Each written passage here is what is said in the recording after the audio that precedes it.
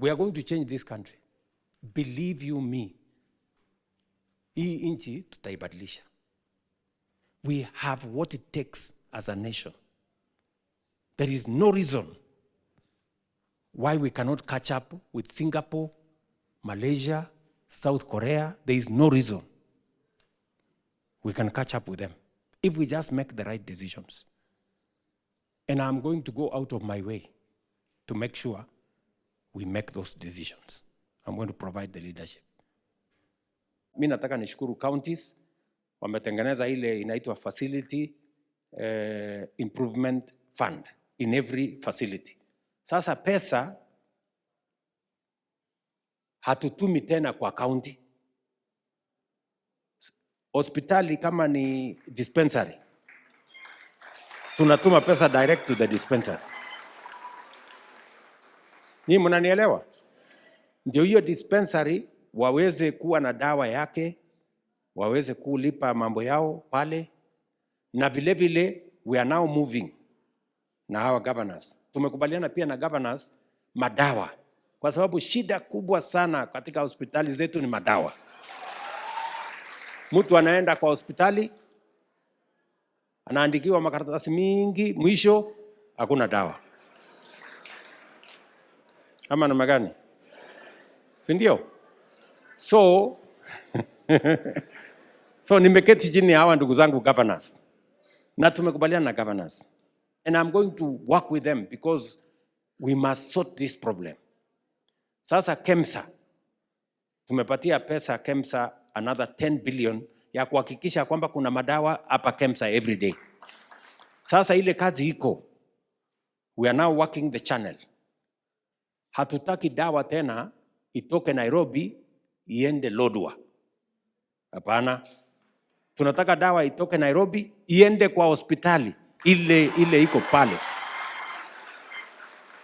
Kama ni dispensary, from Nairobi to the dispensary.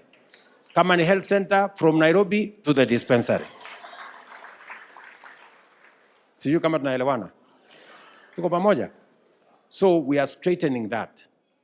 Because for a very long time, tunazungushana. Na unajua shida ya Kenya ni kwamba people don't want to make the right decisions because they are not necessarily popular. But we must make them to change our nation. On agricultural transformation, we have registered farmers. We now have a clear database. We have removed the corrupt people and brokers and conmen. We have supported production. And we are now moving more towards irrigation of areas where you have seen. Kuna kitu ya mjaona, Galana, the things we are doing in Galana, which I want us to have a conversation about what we must do in Turkana. Yeah? Ni mnanielewa? So what has happened? Let us look at what has happened in that agricultural space. Wale watu wa sufuria walihama kutoka kwa street. Unga ile ilikuwa 240, now it is 160, 140, sometimes inakuja 120, and we will continue to apply pressure. What has happened?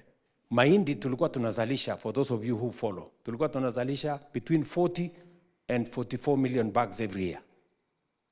By God's grace, because we have supported farmers, na Mungu ametupatia mvua. Now, our maize production has gone up from 40 million bags. Last year, we had 65 million bags. This year, we are expecting an even better crop this year. This year, by God's grace, we will get between 72 and 75 million bags. Ni mnanielewa? We have cut down importation ya mahindi by 80%.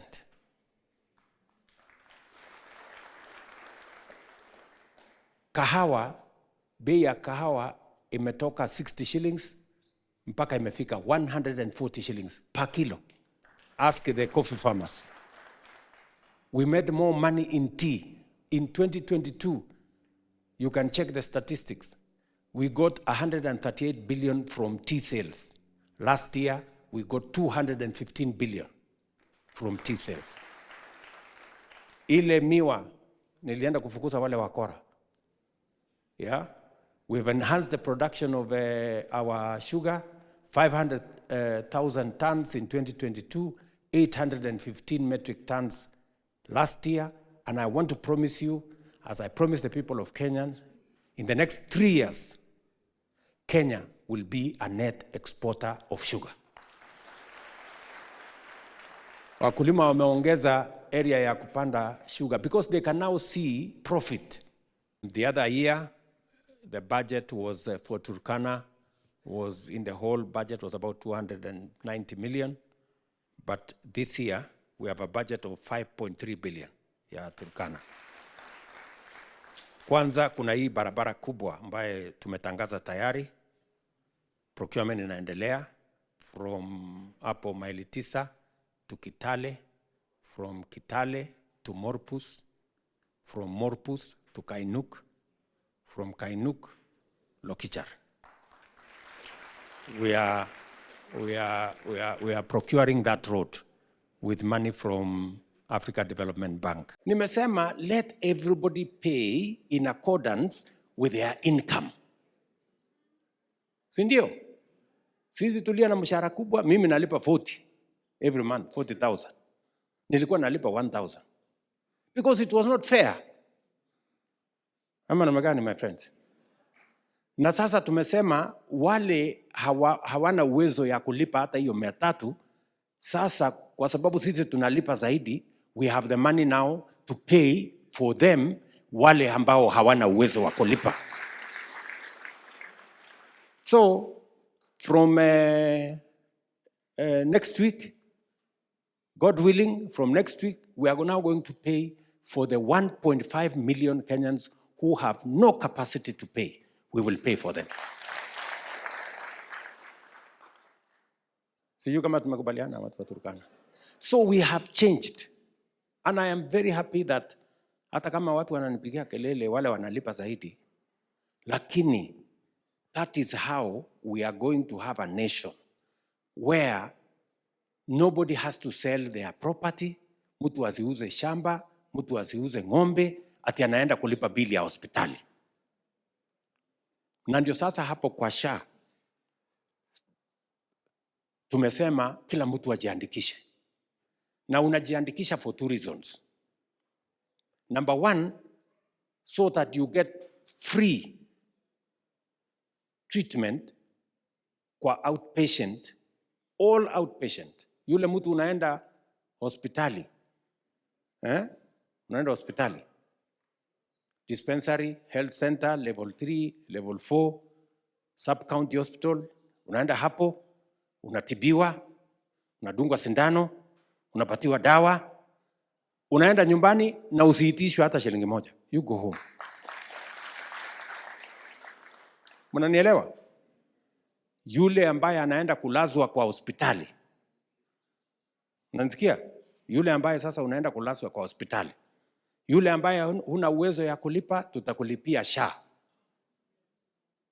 Yule ambaye unaweza kulipa, utalipa kulingana na uwezo yako. Sisi tunalipa 40,000, kuna mwingine atalipa 5,000, kuna mwingine atalipa 1,000, kuna mwingine atalipa mpaka huko chini. You remember when I was in Tobonglore, niliwaambia kuhusu mambo ya stima. We have now, you know, the program of connecting the transmission line from Lokichar all the way to Lodwar. It's on course. We are spending 900 million shillings. Already the substation is being done, and we want to complete it by March next year. You should have power in... You should have power from the grid in Lodwar town. But we have also allocated 2.3 billion shillings, amongst the highest allocation for rural electrification, and these good members of parliament, they know where we are targeting in those areas. Tumeambia hata our facilities, hata mwananchi akifika pale, aelezwe vizuri. Ya, kama ni mtu ya kulazwa, ile bill ambaye angelipa shilingi 20,000, 30,000, 100,000, 200,000. Akilipa tu contribution yake ya SHA, which is less than, in many cases, less than 5,000. anatibiwa for the whole year, yeye, familia yake na kila mtu bila ya kulizwa pesa yoyote. That is what, and I'm going to have a meeting next week with our members of parliament, with governors. Sisi, I am going to pay for $1.5 million as national government. Mimi nataka governors walipie another maybe 1 million. Hao wabunge, you know, every MP hako na pesa anaweza kulipia wale watu maskini katika constituency yake. So that we can... Tunaelewana, my friends? We must be deliberate. Saa hizi, kuna hospitali tunawatumia pesa kwa kutreat wananchi wanashangaa. Because they have never seen. Yeah? Because they have never seen money being sent. Pale Hustler Fund, we have lent 72 billion shillings in Hustler Fund. Ni pesa kidogo. 500, 1,000, 5,000, 10,000, mpaka 150,000. Na hiyo Hustler Fund, unajua kuna watu wengine mabwenyenye wajeuri wanakaa hapa Serena. Niliona juzi walitoa statement hapo Serena kusema ati Hustler Fund iondolewe. Mtu ameenda Serena amekunywa chai ya 2,000 shillings. Alafu anasema kwani 1,000 itasaidia mtu na nini? Ajui 1,000 inaweza kununua stock ya mtu for one day afanye biashara na asonge mbele. Nyinyi mnanielewa? And because of lending citizens that small amounts, 5,000, 10,000, 20,000, we have now lent 72 billion shillings. Hustler Fund is larger than most banks. Na mimi najua hata hapa mmeketi, very few people hawana account ya Hustler Fund. Karibu kila mtu hapa iko na account ya Hustler Fund in this group. Ni kweli ama si kweli? Yes. Kama umelipa ama hujalipa, that's another story. Lakini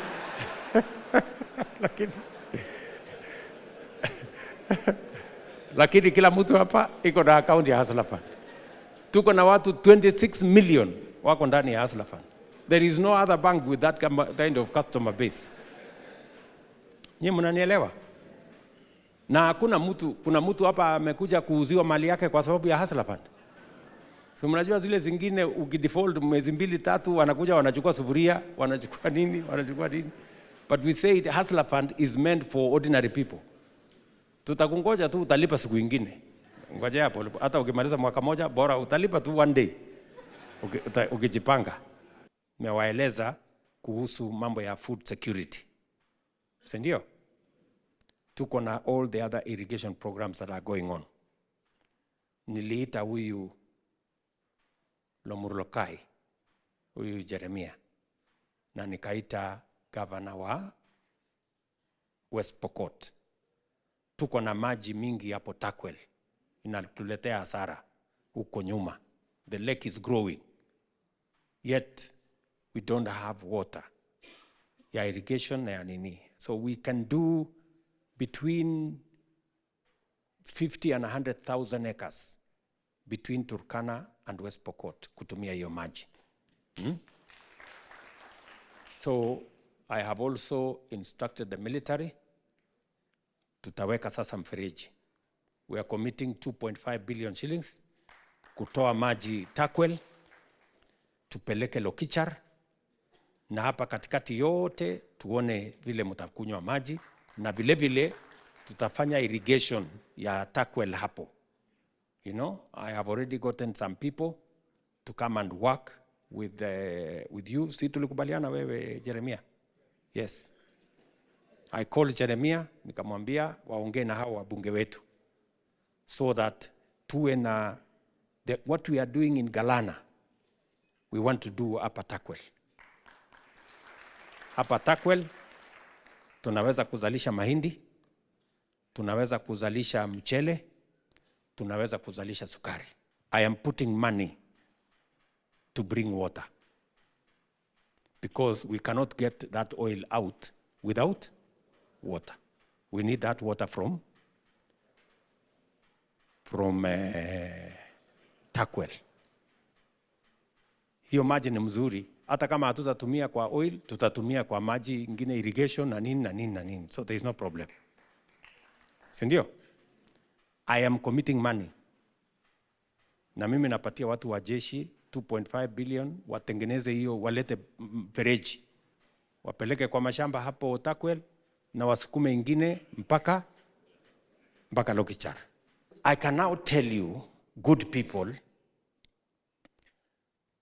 we're producing more maize, we're producing more tea, we're producing more coffee, we're producing more sugar, we're producing more, the whole production sector in that sector. Hatujafikia mahali ambapo tunataka, but we are making progress. And we must, God willing, in the next 3 to 5 years, we must not import a single grain of food into Kenya. We must produce it here. Let me ask you, every year, tulikuwa tunatumia bilioni 500 to import food into Kenya. Just imagine, 500 billion, maize, ngano, rice, edible oil, nini. So, we have now cut down imports by 200 billion from 500. My plan is that we must continuously reduce that import bill mpaka iende zero, so that we produce everything in Kenya. Because the first responsibility of a sovereign nation is to feed its citizens. Mnanielewa jameni?